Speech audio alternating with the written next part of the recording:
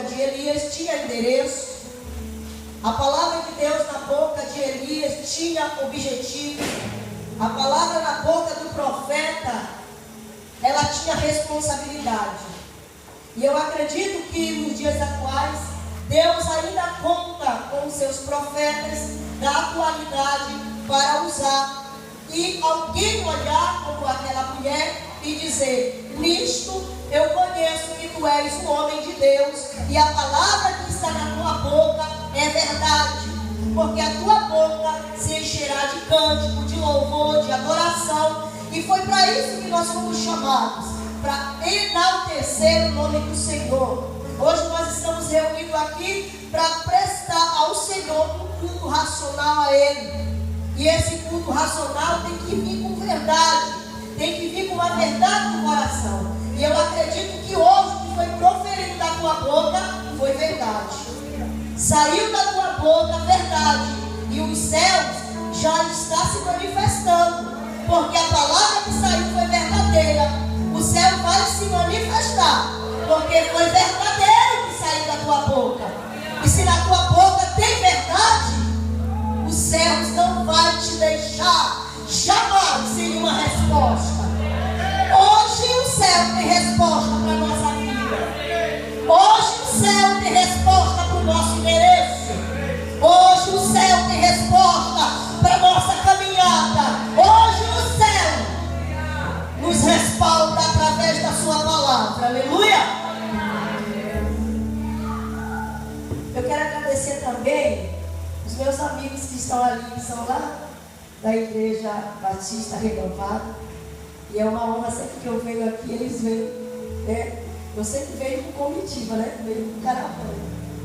Trago bastante gente de Araçatuba e ainda temos aqui que veio, para a glória de Deus, cultuar o Senhor. E a gente sempre se revê. É o Barroso, a Carol, a sua tia. Eles me acompanharam mês passado lá em Marília, quando eu fui pregar. E Deus abençoou poderosamente, tem abençoado a vida deles. Deus abençoe a sua vida, amém?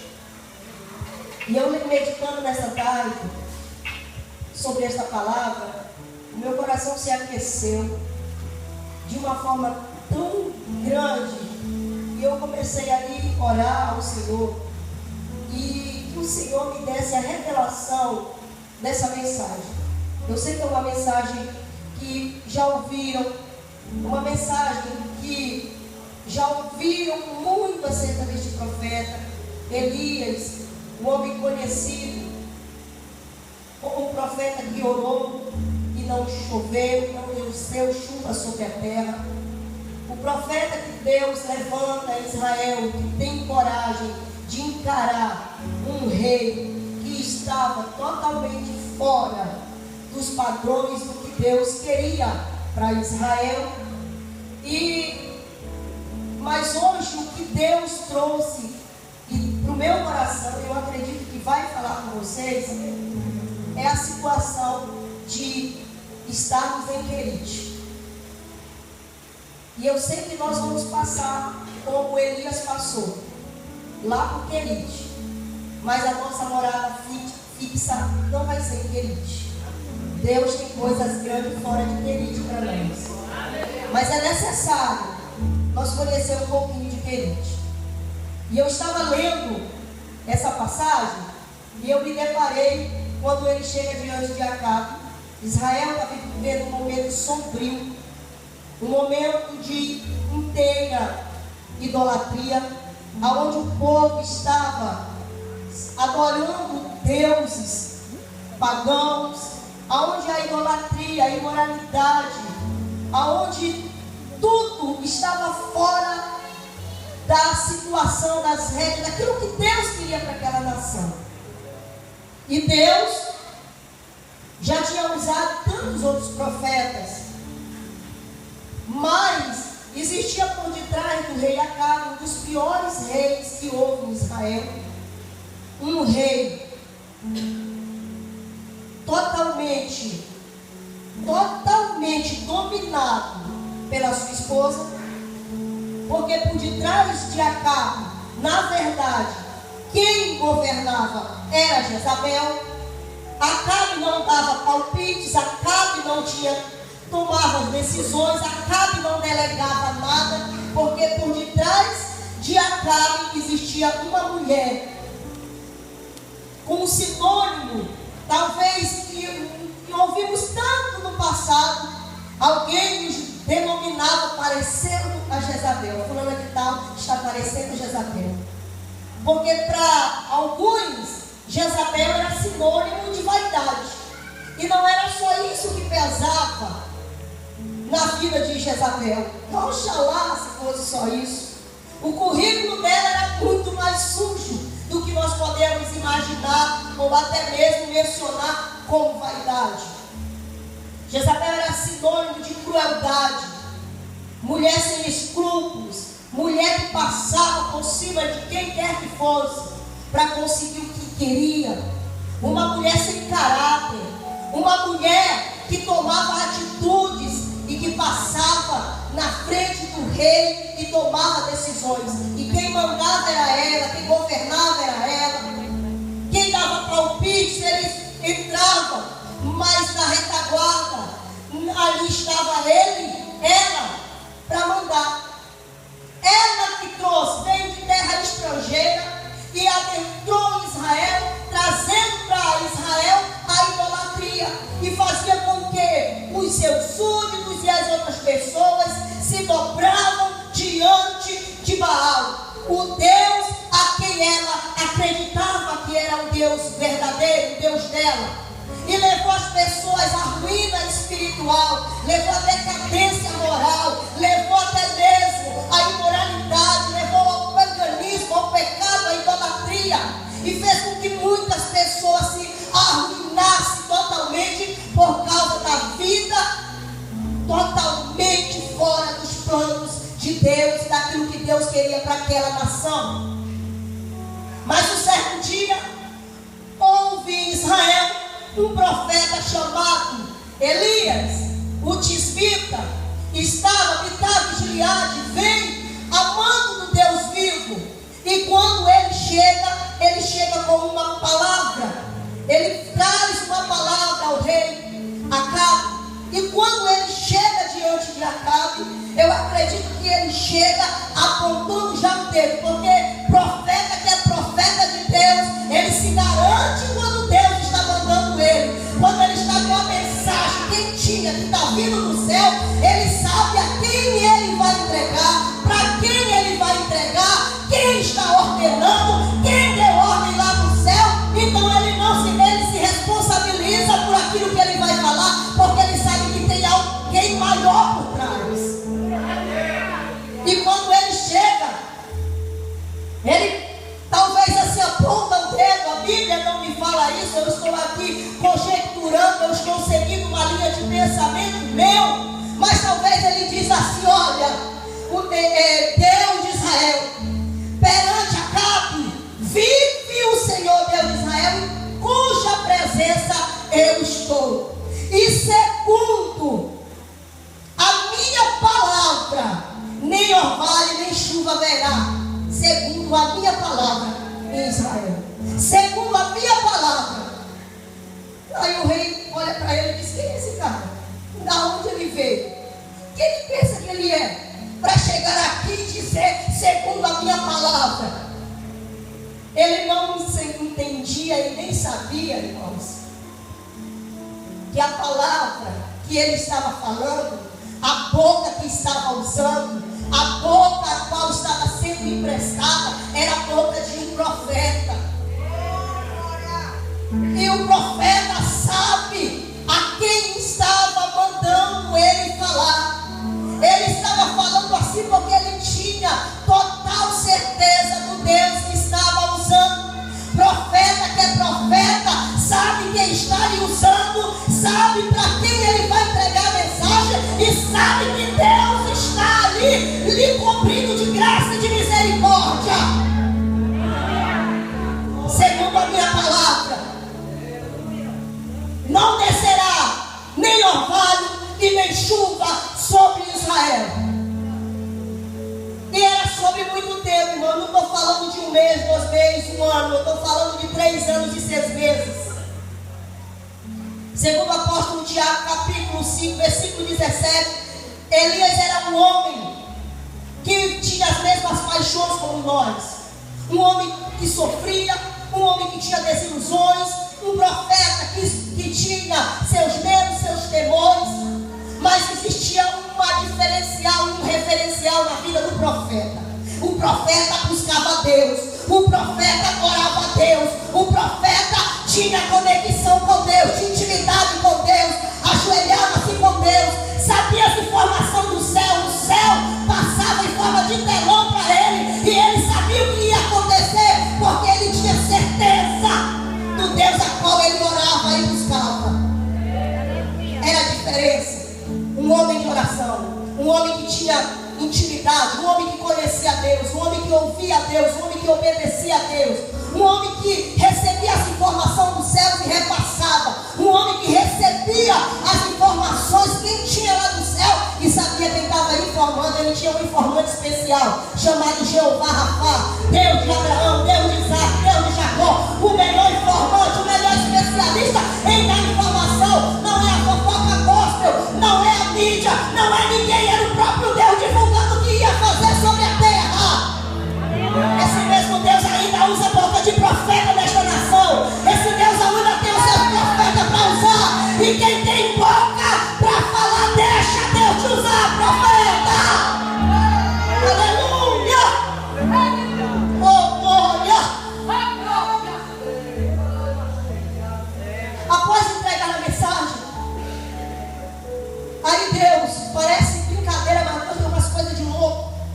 E a gente não entende mesmo. O raciocínio de Deus nunca vamos entender. A lógica de Deus para nós é meio louca. Deus tem umas paradas, como diz alguns aí, que não dá para a gente entender. Ele manda, desmanda, tira e coloca. Faz como ele quer. Ele é um cara. Ele é Deus. Aí ele diz assim, entregou a mensagem, agora corre. Agora sai daí e vai-te para Querite. Agora eu entreguei a mensagem do pior rei de Israel, o cara mais temido aqui, o cara mais conhecido em Israel. Pensei que eu ia ficar famoso, que alguém ia falar do meu nome. Você manda eu entregar a mensagem, depois manda eu me esconder? Como é que é isso? Que negócio é esse?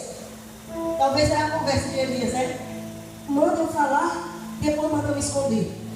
Que Deus é esse que eu cito? Não é maior do que Baal? Não pode mais do que Baal? Não tem domínio mais do que Baal? Não tem mais autoridade que Baal? Mas não ficou cocheando em dois pensamentos. Se Deus mandou, eu vou obedecer. E obedecer é melhor, irmãos. Obedecer é melhor do que sacrificar. É melhor do que sacrificar. É melhor obedecer. Se Deus mandou, é melhor você obedecer. Passa a informação para eles e diz, olha, existe um ribeiro lá em Querite. O ribeiro de Querite é um riacho. Você vai, se esconde lá, e lá eu vou te sustentar. Lá tu não vais passar necessidade. Por algum tempo eu vou estar cuidando de tudo. Vai para Ribeiro de Querite. Irmãos, ele estava em Israel e tinha que ir para Querite. Querite é um riacho que nasce, que percorre ali na região de Efraim. E segundo alguns estudiosos, ele percorreu a região toda ali da Alta Galileia. E esse rio desaguava no rio Jordão. E ele tinha que percorrer muitos quilômetros, aproximadamente chegou a percorrer 200 quilômetros. Passou algumas fronteiras. E quando ele chega diante desse riacho, que ficava na Transjordânia, e que ali ficava no Oriente, lá ele se escondeu. Lá ele ficou guardado por Deus. A Bíblia nos diz que após ele chegar em Querite, Deus começou a cuidar de Elias. Querite, no hebraico, significa Javat, quer dizer lugar de corte, lugar de colocar tudo no lugar. Aí dá para você entender o que Deus estava fazendo com Elias. Leva ele para Querite e lá Deus vai cuidar. Porque como lá em Tiago, o apóstolo Tiago já falava de Elias, era um homem segundo as mesmas paixões que nós. Por exemplo, existiam alguns diferenciais, porque era um homem que orava, um homem que buscava a Deus. Ele precisava de alguns cortes para Deus colocar ele no prumo para usar Israel. Deus ainda precisaria dele, mas precisava dar alguns cortes. Querite foi o lugar de corte. Querite foi o lugar de colocar ele no prumo. Querite foi o lugar de colocar as coisas no lugar. Querite significa lugar de ajustamento, aonde o Senhor nos leva para sermos ajustados. E ele precisava estar em Querite. Para lá neste lugar, não ia faltar alimento para ele. O corvo trazia carne de manhã, pão, meio-dia trazia carne, de noite trazia carne, e não faltava comida para Elias. Era um profeta que ficou ali sendo tratado por Deus, mas ali em Querite foi um lugar de reflexão, foi um lugar de mudança, foi um lugar de particularidade com Deus, foi um lugar de adoração, foi um altar que ele criou para enaltecer o Senhor, foi um lugar que ele criou para ter uma intimidade muito mais extensa com Deus. Querite era um lugar de tratamento. Querite era um lugar de arrochar as coisas. Querite era um lugar dolorido, mas era um lugar aonde ele ia sair de lá para exaltação. Sabe o que eu quero dizer com esta palavra nesta noite? Alguns de nós, amados irmãos, precisamos ir para Querite. E Querite não é um lugar fácil. Querite não é confortável. Querite, ele não é um lugar para se estar em holofotes, para alguém ver. Não é um lugar aonde todos vão estar de olho em você. Querite é um lugar de ajustamento. Querite é um lugar de cortes. Querite é um lugar de respaldar, de transformar, de tirar o que não tem para colocar o que tem e de aprimorar aquilo que precisa ter. Meu irmão, Deus pode te colocar em Querite, mas tenha certeza, Deus vai cuidar de você em Querite. Deus vai providenciar comida em Querite, mas em Querite vai ser um lugar de adoração, um lugar de altar, um lugar de reforço, um lugar de adoração, um lugar de choro, um lugar de lágrima, mas é um lugar que quando o ribeiro secar, ele já está preparando o oceano para você.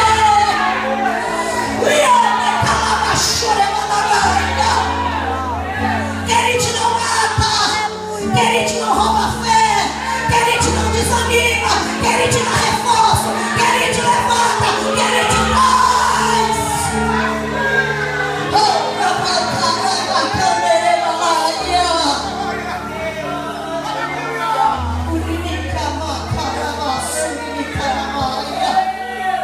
Querite não tem visita, Querite não tem fofoqueiro, Querite não tem invejosos, Querite não tem ninguém lá para te bater nas costas. Querite é você e Deus é Deus em você. Querite é lugar de Deus preparar você para algo grande, para algo maior. Em Querite nem todos os mundos vão te ver. Em Querite ninguém vai lá visitar. Em Querite ninguém vai estender a mão. Mas sabe quem vai estar lá com você? Quem te levou para Querite. Quem fez você ir passear em Querite. Sabe por quê? Querite é lugar de passeio, é lugar de ficar um tempo. Passa-se algum tempo em Querite e Deus trata com ele. Deus conversa com ele. Deus dá ensinos para ele. Deus dialoga com ele. Deus tem conversas com ele. Ele tem conversas com Deus. Ele fala dos seus medos. Ele fala das suas dúvidas. Ele fala dos seus questionamentos. Ele fala das suas lutas diárias, interna e externa. mas lá em Querite ele é restaurado. Lá em Querite ele é bem tratado. Entenda uma coisa: Deus não vai te levar para Querite se Ele não já tiver um plano maior para quando te tirar de lá. Deus não vai te levar para Querite se Ele não já tem uma estratégia montada, preparada, para quando tu sair de lá, todos virem, mas estava em Querite. Que lugar é esse que tinha carne? Que lugar é esse que tinha pão? Que lugar era esse que não tinha mercado? Não tinha ninguém para levar compra, não tinha ninguém para abençoar, mas o próprio Deus se encarregou de levar. Deus não te esquece em Querite. Se você estiver em Querite, não se preocupe. Não se preocupe. O ribeiro vai secar, mas Deus já tem uma estratégia montada, preparada. Já tem algo novo. Já tem um lugar para colocar você.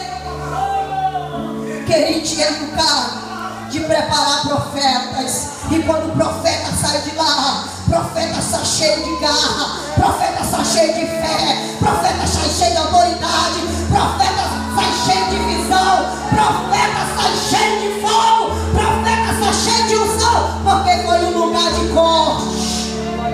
Tirou o que não prestava, tirou o que não necessitava, tirou o que não queria para ser usado, para ficar com você. Deus só vai tirar o que não presta para ficar na tua vida. Deus só vai tirar aquilo que não te acrescenta. Deus só vai tirar aquilo que não precisa você levar na sua caminhada. E o que precisa, Ele vai colocar.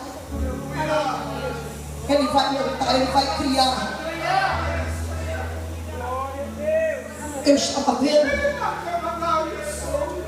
Ele queria deixar Elias do tamanho certo. Do tamanho certo. Às vezes nós reclamamos muito porque uma enfermidade apareceu, porque uma luta não cessou, porque o desemprego aconteceu e bateu na nossa porta e a porta não se abriu, porque as dificuldades financeiras são grandes, nos abate, nos deixa mesmo com a alma abatida. Nós ficamos perplexos com Deus e até mesmo às vezes revoltados diante de algumas situações, porque não aconteceu da forma que nós o planejamos, da forma que nós queríamos e projetamos para nós. Mas sabe o que eu aprendo com essa passagem?